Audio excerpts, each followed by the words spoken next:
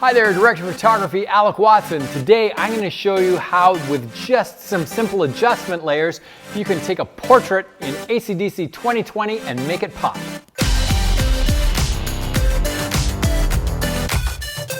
So this video is the second part of a video where I shot my friend Manuela, a great photographer, and sat in as a model fantastically well. I shot her with a single light portrait. And through that video, go back and check that video out if you haven't seen it, I talked a lot about trying to get light into her eyes and dropping the light down and using a reflector, because dark eyes, dark brown eyes, are difficult in photographs to get them to show up color. And I want to show you how in post in AC/DC 2020, I use adjustment layers to enhance that. So I'll take an image and we'll move that into the edit suite. It's going to take a couple of seconds to come in because it's a raw file, it's large, and it's coming wirelessly from a server in a different building. AC/DC 2020 is fantastic at keeping track of where all my images are. In fact, it's the best piece of software I've ever used for doing such a thing. So there we go. There's the raw image into the edit suite. Now what I'm going to do, I'm going to head down and I'm going to create a curves adjustment. Adjustment layers are non-destructive. So we're not working on this layer, we're working above this layer, and anything we do up here doesn't affect my layer underneath. We've got a histogram on this layer and this line. This histogram, this is our darks down here, and here's our light areas up here. What we want to do is we want to take our shadows where the eyes are, and we're going to way open them up. In fact, let's go ahead for a second because it's difficult to see your eyes at this distance. Let's go to 70%. When I click on that, we get this little square. I'll move that up to her eyes. And if we click this on and off, there's her dark eyes. Just forget the skin for a second. We're just looking at her eyes. We can see that there's a whole bunch of bright color in her eyes with that curve. That's a crazy curve. It's not any use for us, but what we're gonna do, this white layer here, this is a mask. When a mask is white, it means the effect is everywhere.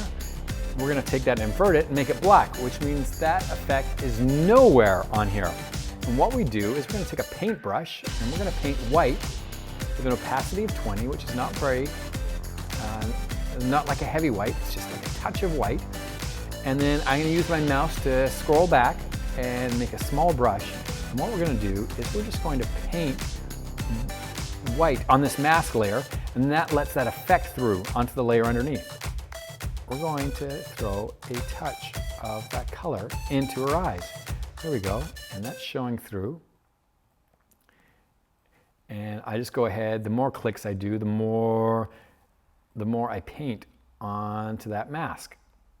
There we go, and we got color showing up in her eyes. Now I'm going to do a slightly bigger, and I'm going to just go once over her eyes just to lighten them up. A little pop in there.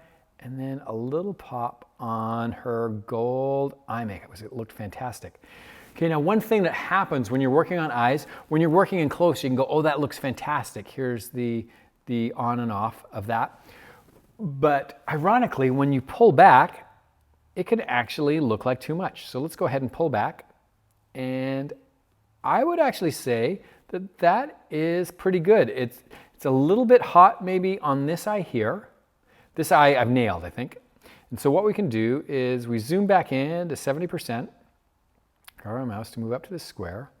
And what we can do is we paint on this layer here, rather than painting white, we paint one click back of black, which just makes that effect a little bit softer. There we go. And then I'm gonna pull back out to full screen. There we go. Now we can use this effect in other ways too. I can take this effect, I'm gonna make my brush bigger, I'm gonna scroll out, and I'm going to paint with a light brush. I'm going to move the opacity down again, and I'm going to paint into the hair where the curls are kind of moving forward. So I will paint there. And okay, I don't know if you noticed, that did nothing. I'm just like, I can't see it. If I go back up to the top, I can see that I'm painting black. If I paint black onto this black, it doesn't do anything. If I paint white onto this black, it lets that effect through. So there we go. Yep. That's a little more what I'd expect to see. And I'm just going to paint where I think the curls should move forward. There we go. And That will add shine to the curls. We'll add a little more shine to her hair. Little shine line, that's called. And fantastic. We'll turn that effect on and off. And I would say that pops really nicely. We can take this same effect, or the same idea, we can add another curves adjustment layer, except this time I'm going to create shadow. So this is our shadows area. I'm going to click on here and I'm going to pull our shadows down further. Obviously, too much looks terrible. We take this mask and we invert the mask. So now, when we turn this on and off, it doesn't do anything. But what I will do is I will take that, I'm going to paint at 20%. And what I'm going to do, I'm going to, with a big brush, I'm going to paint the shadows in her hair, where we want her hair, like those curls, kind of push backwards the other way.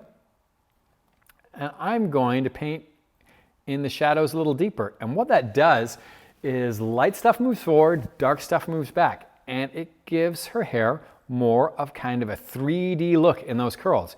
We can take that same effect and brush that under her chin. It'll give her more chin shadow, pushing her head forward from her neck more, which always looks great. We'll take the same effect, add a little more shadow under her nose, under her lip. Again, creates a sense of depth. This effect also works great, scooping just around the cheekbones to pull those back. And then we can also add just a little more smoky eye up here and then frame her face with the same effect. There we go. This will add contour. It's the same kind of idea as contour with makeup. It creates a sense of depth in this two-dimensional world we're working in. So there's the extra depth. I would say that looks fantastic. Now, we haven't retouched skin at all. All we've done is used local contrast through adjustment layers to be able to go in and add depth and highlights. One of the great things about doing this, if you decide, oh, you know what, I think those highlights are maybe a little too much, we can turn that down. So there's, with the effect off, we can find somewhere in the middle, maybe here, where that effect looks really good. So we started off here with the portrait that we were quite happy with the lighting with. We opened up the eyes, added some 3D highlights to the hair, and then some contouring with the shadows. I think that looks fantastic. In the next video, I will show you some retouching for skin. If you want to be kept in the loop on that, click the little blue bell and subscribe, and you'll know when that comes out. If you've got questions on this technique, or if you've got questions on any techniques, please throw that in the comments. I am monitoring the comments. I'm happy to answer. When I started off in production, I started off with one camera, one light, and my productions grew and grew till I was shooting international campaigns. I am happy to show you how I do that because I find it really fulfilling to know that I'm making a difference in other people's lives. So if you get something out of this, please let me know. Go ahead, hit like, make sure you subscribe. And in the meantime, get out there, take some photos, and make the world a better and more beautiful place.